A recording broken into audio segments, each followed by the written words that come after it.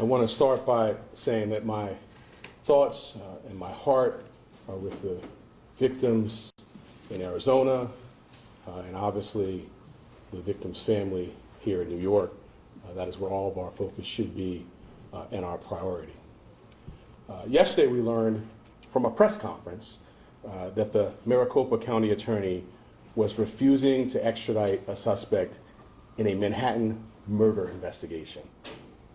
Her reasoning, not because that's what the law dictates, not because that's what advances justice, not because of a concern for victims, not at the request of the NYPD, but rather plain and simple, old-fashioned grandstanding and politics.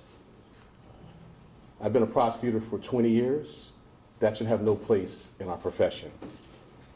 It is deeply disturbing to me that a member of my profession, a member of law enforcement, would choose to play political games in a murder case.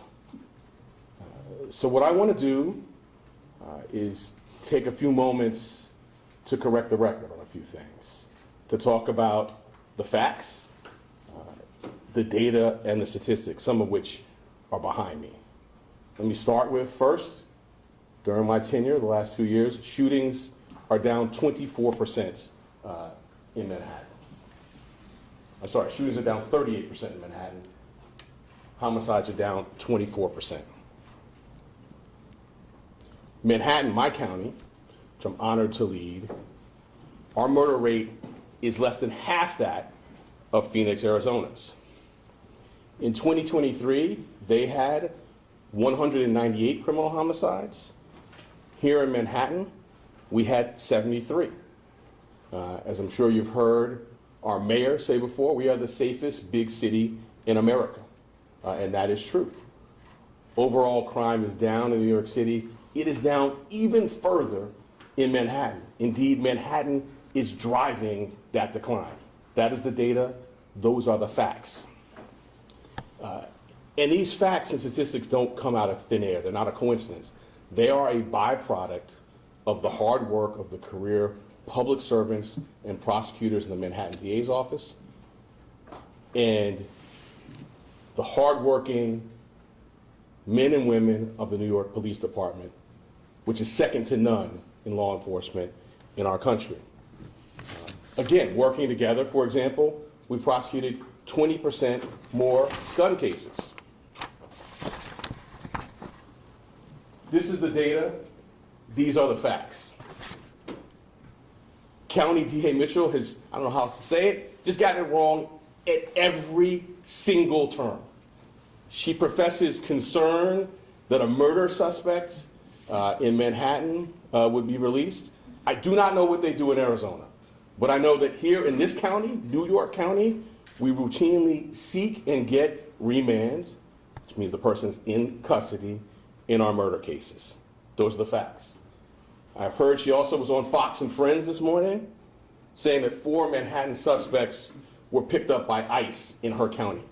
This has demonstrably been proven to be false now for weeks. So to repeat a baseless falsehood on national TV is beyond the pale.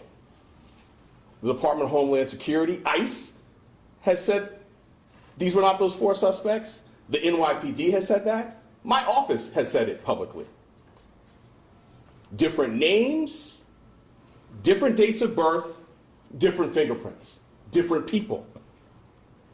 My office has indicted 7 people in the despicable and heinous attack on 2 of New York's finest.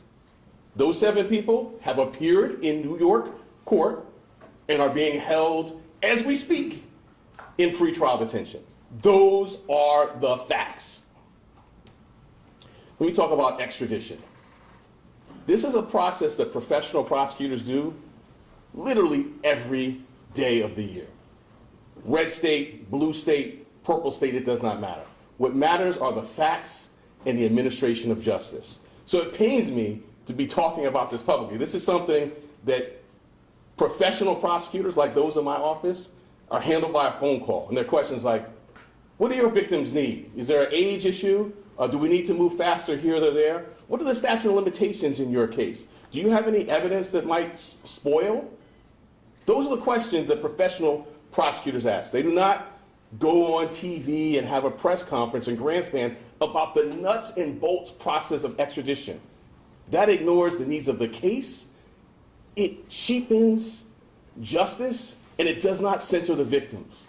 It is inappropriate. I've been doing this now for 20 years. I have never seen anything like it, let alone in a murder investigation. So let me be clear what we do in Manhattan.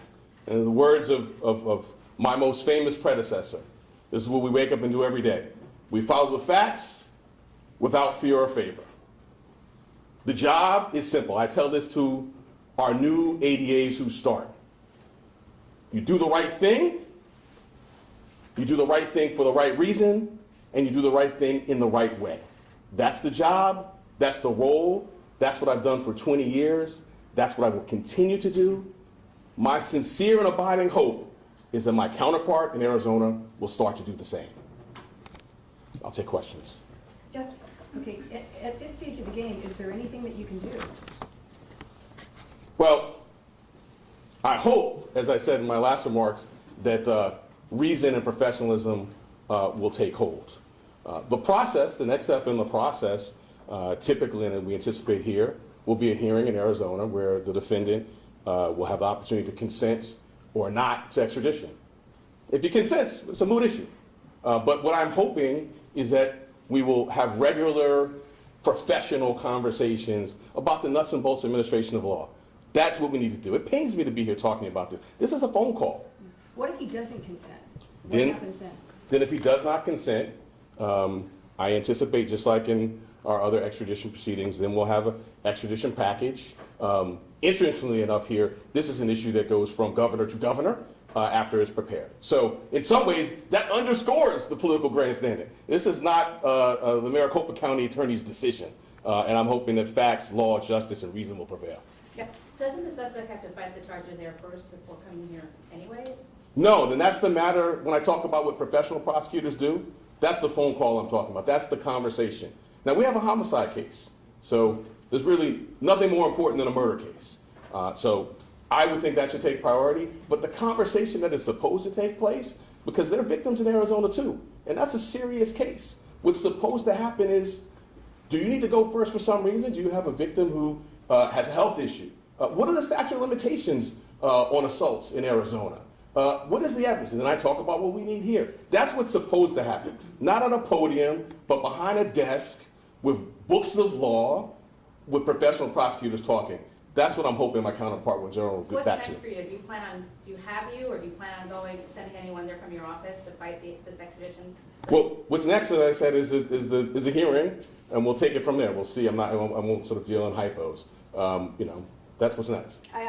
So it sounds like you believe that your case should be prosecuted first before the Arizona case because this is a murder and their cases are not. Is that correct? Well, look, it's a little more nuanced than that. And we've talked a lot, so you know me, right? It's driven by the facts. It's driven by the circumstances. What I know is that both cases are important. As a general matter, a murder investigation is nothing more important than that. But the conversation that's supposed to happen is the ones I've talked about. They may have a statute of limitations issue in Arizona, right? They may have an issue about a piece of evidence, that they may be worried about someone's memory may fade. But that's the conversation. That's the granular work that professional DA's offices, that my career public servants do every single day. And again, without regard to blue state, red state, purple state, green state, this is about justice. This is about those victims. So we want to have that conversation.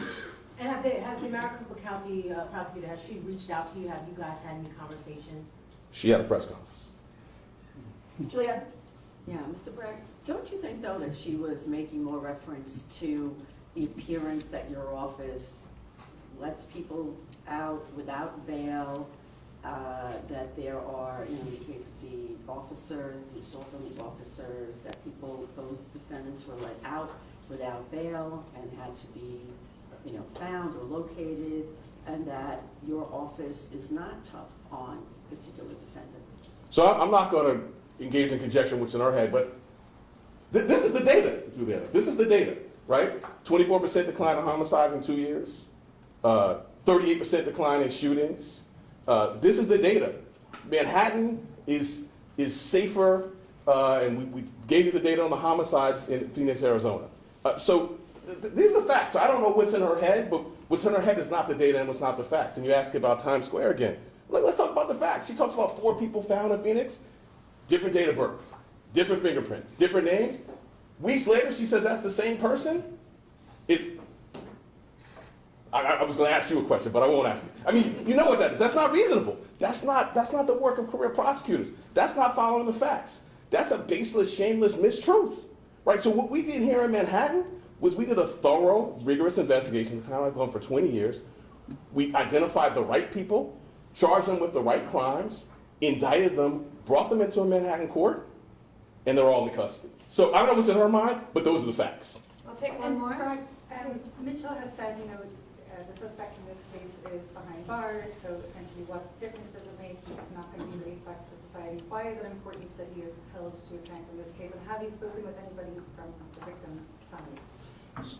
Well, you hit the nail on the head. What's important, both these cases are important, but what's important is that we center the victims, and I'm not going to talk about kind of any confidential conversations, but we center them and we not cheapen the most important type of case historically, right? A murder investigation, right? We should be talking about the victim's family, when a trial date is. That's what we should be talking about. We should not be talking about political grandstanding. So it pains me to be here with you. Sadly, we are here. I have to correct the record when someone goes on TV and says that 4 people were arrested. It had absolutely nothing to do when we got the 7 people right here in custody. If she wants to come see them, that's where they are. And then ignores these facts. Like, we have career public servants who are working hard as we speak to make these numbers a reality. Right? These don't manifest themselves out of thin air. This is every single day. We sit with our federal, local, and state partners. We focus on the drivers of crime, and we secure accountability. So that's what's going on here. I don't know what's going on in Arizona beyond the data, but I know what's going on here, and I'm not going to stand by and have someone cheapen our process, lie to the public, and really denigrate the great work that the career public servants are doing in my office. I'm not going to stand by for it. Our last question will go to Nikki. Mitchell, in her press conference, she called you out by name. Did that raise the temperature at all? What did you think when you heard that? My name doesn't matter.